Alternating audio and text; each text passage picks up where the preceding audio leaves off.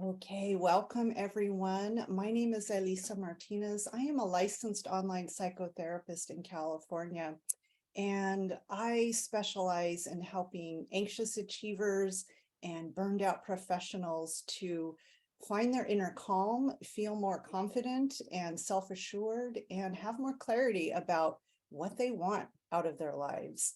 And every now and then, I like to hop on Zoom to talk with a mental health professional or a healer about a variety of mental and emotional health topics. And today we are going to be talking about Superwoman Syndrome, what that is and how it shows up for Black women. And I'm joined today by Amber Creamer. She is a licensed therapist. She's the owner of Hello Life Counseling Collective, where she works with professional women online in Georgia and California. And she is super passionate about helping people to manage their overwhelm and to create balanced and fulfilling relationships. And I don't want to leave anything out here. And she specializes in helping women of color, handle their perfectionism, their anxiety, heal from trauma, so they can create positive changes to their lives and just get a sense of who they are and what they want. So welcome, Amber. I'm so glad you're here. Thank you so much for having me. I'm so glad to be here to be able to talk about something so important. Yeah, absolutely. So let's jump right in. What is Superwoman Syndrome and why is it so important for us to be talking about this? Yeah, so Superwoman Syndrome, according to the APA, is at bare bones a set of characteristics that a woman has when they feel the need to perform certain full-time roles. And that's when it's more than just one, but it's multiple full-time roles that they feel the need to perform and accomplish.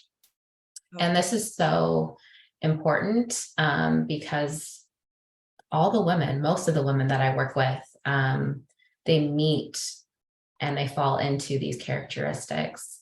And a lot of times is what even brings them to therapy to begin with. Yeah, yeah. And so this is something that is really showing up with Black women. And there is some more research that folks are starting to do about like, hey, this is really actually going on here, this Superwoman Mhm. syndrome. And that's Yeah. my understanding is that's the term that's kind of been coined.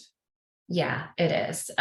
So I would say, like in popular culture, we have the Superwoman syndrome, and then some of the research that I'll be referencing comes from Dr. Giscombe. I may be butchering her name, and I apologize if I am. But she calls it the Superwoman schema.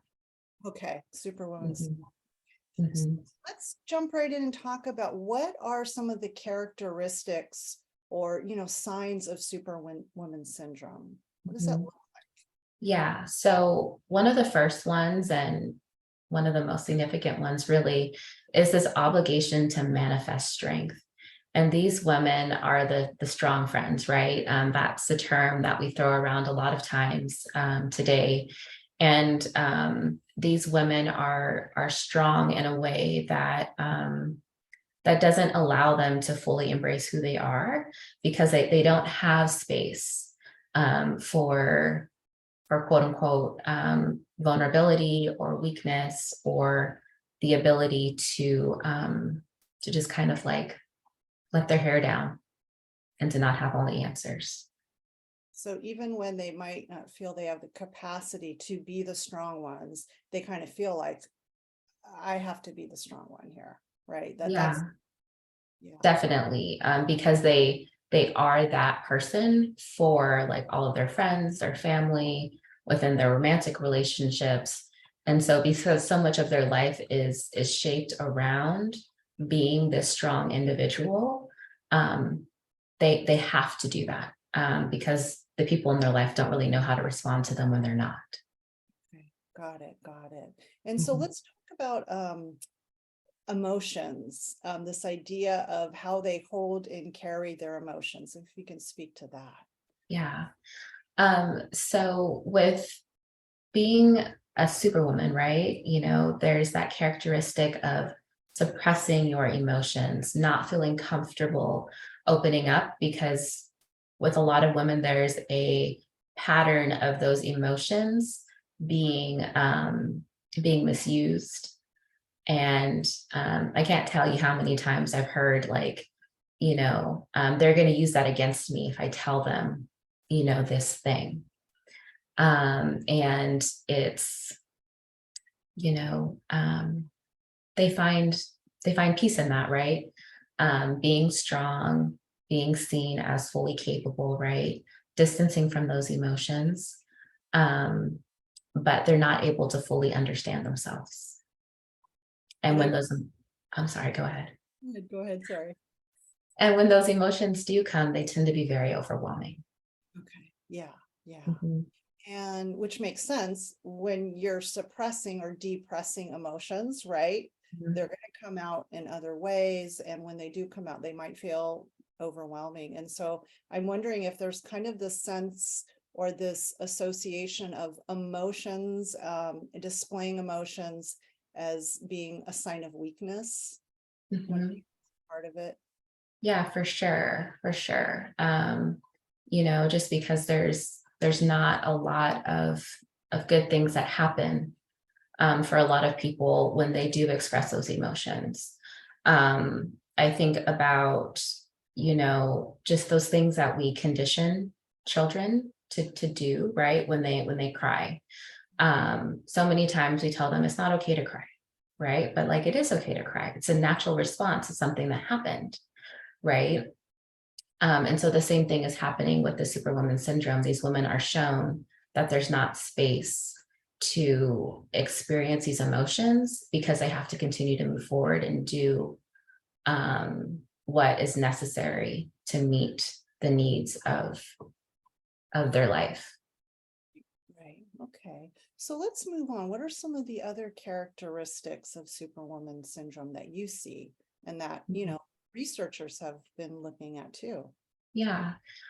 So one of the other characteristics is a resistance to vulnerability or dependence. And so this ties into that weakness piece, right? Because there's a struggle to ask for help or receive help because of the way that it can be misused at a later point in time. And I even think about my life growing up. When I was in high school, there was a teacher that in my freshman year, I believe it was, and he asked me if I needed help, or asked the class if they needed help with something. And I raised my hand because I didn't understand. And the first thing he had me do was to go up in the front of the class and go ahead and work through the grammar problem that I had no idea how to do, but he didn't offer me any help. Hmm. So here I am standing in the front of the class, right? Just kind of like, why am I here? What am I doing? Right.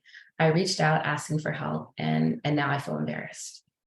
Yeah. And Yeah. And humiliating. Yeah. mhm, yeah. And so I learned then, like, in this class and in other areas, like, it's not okay to reach out. It's not okay to ask for help.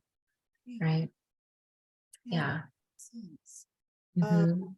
and then you also had mentioned, I know in our other offline conversation, Yeah. Superwoman syndrome, there's this real determination to succeed, right? Despite having limited resources, right? You're going to succeed. I'm wondering if you could speak to that piece. Yeah. So it's like a lot of times these women are in spaces that aren't nurturing of the desires and the dreams and the goals that they have. So they're working from a space of having limited resources, right? But then also being in spaces where they feel like they're not meeting that standard. And so there's like that constant need and that drive to continually to work and to do what they need to do in order to feel like, just that they're at base level.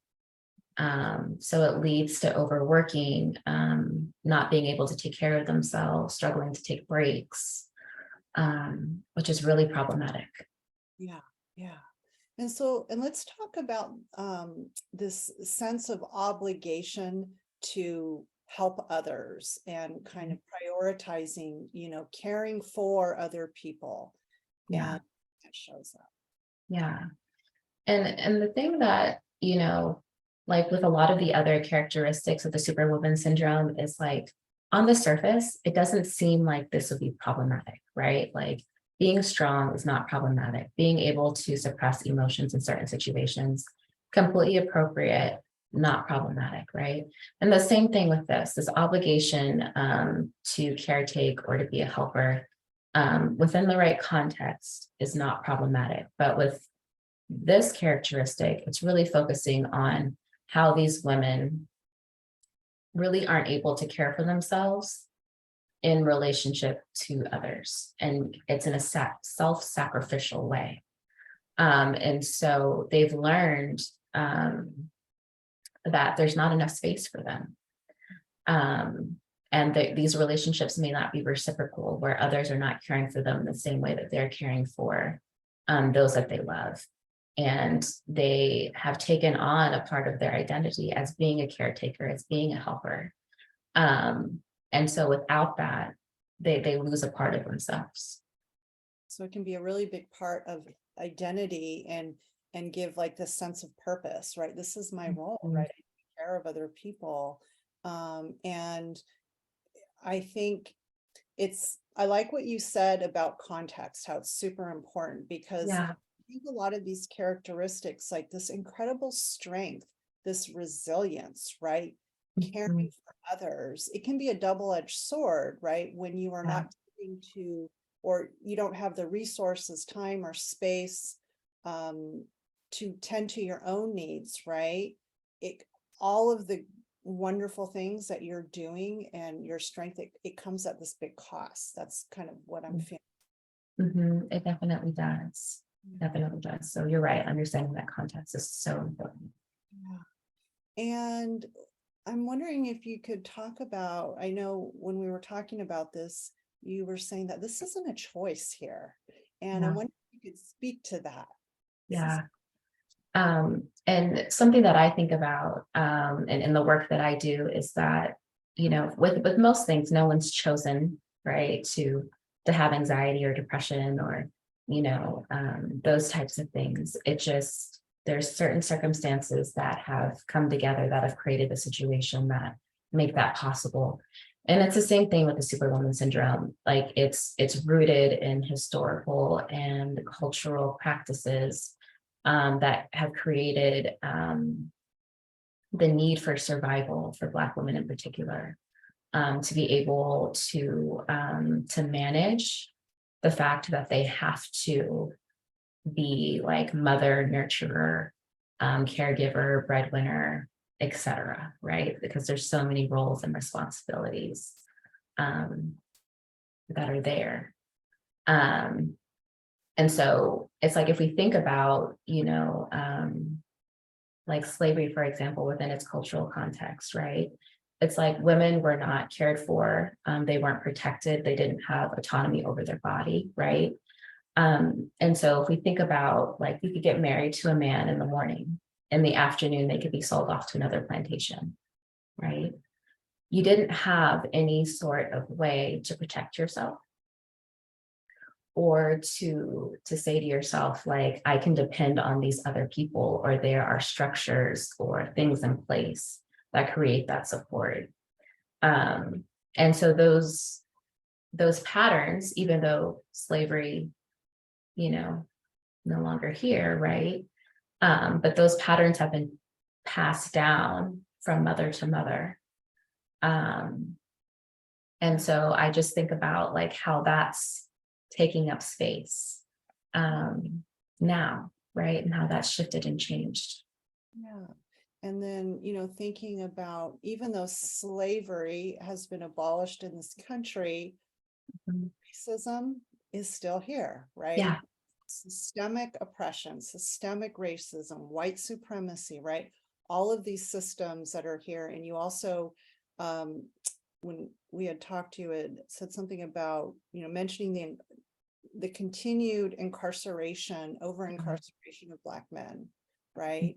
And how that is perpetuating this role that Black women are finding themselves in, right? As being, yeah, I mean, you said it a lot better than I did. So that stood out to me. Yeah, and I mean, when you think about that, right, it's like if we think about, the prison industrial complex as a modern form of slave labor, right? And Black individuals disproportionately are incarcerated, right? Then it creates a structure where, the parental structure is no longer there, right? And it's not saying that there aren't fathers available that are, active participants in their children's lives, but there are a lot of children that don't grow up um, in homes where there's two parents working, two parents sharing the workload, and there is all of the things necessary to create the best possible upbringing for their children. And so as you are talking about all this, I'm just reflecting how, yeah, this isn't a choice. This is about survival, right? Mhm. At multiple levels here, historically, right? And then, I mean, this whole idea of the passing down of intergenerational trauma, right? Yeah, That piece of it too. That's a whole other topic in and of it itself. really is. You and I both work with trauma, we know that. So this Mhm. is big. And I'm wondering if we could talk about, there's a definite relationship here between association between the Superwoman syndrome and also, symptoms of anxiety, depression, perfectionism. I wonder if you could speak to that a bit. Yeah, for sure. You know, what I notice most about the women that I work with is that because of that struggle to express their emotions and feel like they have space for it, they then internalize all of those things. And then, it's like that energy is just held within the body. And, it's like when that energy festers, it leads to so many negative mental health impacts. Just because there's not space for it, right? And I feel like when you compare that with, the way that our culture is set up, and we have so many spaces where, like within social media and things like that, where we're just confronted with what appears to be all of these women that are, you know, they're doing the thing, right? And like how else are you supposed to feel but inadequate, right? Because it seems like everyone is doing it and you're failing in some sort of way because you haven't met the standard. But that's not true, right? Yeah. And what I think is also promising is how there's again that double-edged sword, right? Social media, right? You see other people who are like, oh, they're, doing this and this, and they're so strong and they're just crushing it. Mhm. And that's not the reality, right? For everyone. And I even wonder, like, well, is that really what's going on 100% of the time with that? I don't know. But what I'm also seeing on social media now, and I don't know if you could speak to this, is that there are more people who are saying, no, this is what's going on. The Superwoman syndrome, this is what's happening, or this is what's real, right? Like, let's speak the truth here. Mhm. So I'm hopeful that we're going to see more of that. Yeah. Yeah, definitely. And I always tell the people that I'm working with or the women I'm working with is like, you don't know whether that person like has a personal trainer, they have a nanny, they have a chef or whatever. It's like they probably have the resources to farm in all of this stuff and it just looks like they're doing everything, but we only have a snapshot, Yeah, you exactly. know. But there are more more people that are coming out and they're sharing like their individual experience and it's more positive, Yeah. right? More affirming. Yeah, it's affirming and it's realistic, and yeah, and people can be seen like, oh, yeah, I get it. This person gets it. Yeah. And so let's talk about, some of the real life practical, results, like what happens when a woman is experiencing this. And you had talked to me about that. Like how does that show up Mhm. in terms of what it's looking like? Yeah. So based on the research, they found that these women that meet the characteristics of this syndrome, they're more likely to experience like chronic stress and fatigue, emotional eating, trouble sleeping, and they struggle with the ability to care for themselves in terms of like those self-care things. And that's pretty significant. And so we also have to consider, how that's impacting, the health of Black women in general when it comes to, rates of high blood pressure, diabetes, obesity, and things like that. Yeah. Yeah. And Mhm. so all of this, so I'm wondering how can what can women do, right? How can we change the cycle, right? And I know there are larger systemic pieces at play here, of Yeah, course. And I know a lot of our work as individual therapists is we're working one-on-one with people to empower them to take care of themselves within the context of systems and structures that are toxic, that are racist, that are unhealthy, yeah, right? And I believe therapy is political, right? yeah, And I think a part of our work is letting people know that, hey, look at the system you're coming from, look what you're coming from, look what you're the waters you swim in, so to speak. mhm, Let's talk about, how people can start to empower themselves to combat this. yeah. So it goes back to what we kind of referenced earlier about understanding that this runs on a spectrum and being able to understand like what is ideal for you, like how strong do you need to be, what types of support do you need to have, like where is it good for you to be vulnerable, like who can you be vulnerable with, right? And being able to just understand that. Um, so they can get a better understanding of like what the structure of your life needs to look like for you instead of looking to other people to determine what that needs to be, right? And I think what's also really helpful is being able to get connected with some women um, that can be real, and be real about their struggles and about what's going on in their life. And with the fact that like they can't do everything either, right? And it doesn't mean that it has to be a pity party, but it's just being in a space where you can set some realistic expectations for what it means to be a woman in today's time, given the fact that like we're probably going to have to work, we're going to be mothers, we're going to be, caretakers and those types of things, so it's like, how do we learn to distribute, those responsibilities with others? And I'm also thinking like having community, like you're Mhm. talking about building community with other women, right? And joining, and there's strength in community, right? There's Exactly. community. And I know there's a lot of talk, these days about self-care, meditate, go for a walk, like take care of yourself.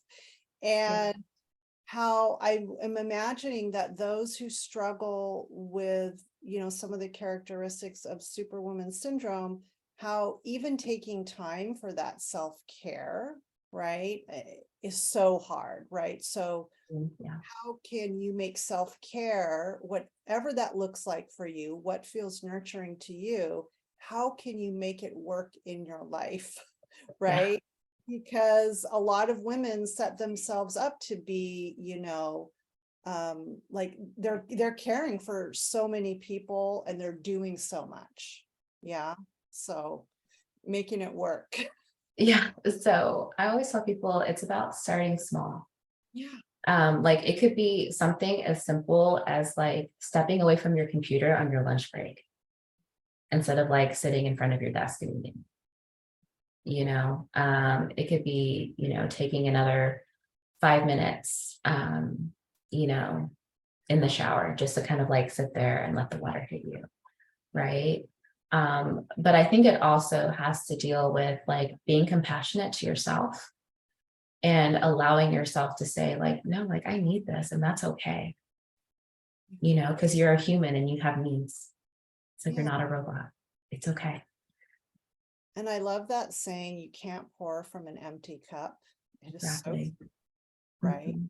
And by getting support, by taking care of yourself in small ways and big ways, right?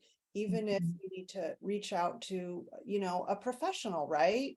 Go to Yeah. therapy, whatever it is, um, it's a way of like building that inner strength, building that capacity, building your resilience, right? It's kind of Mhm. being the best version of yourself, right?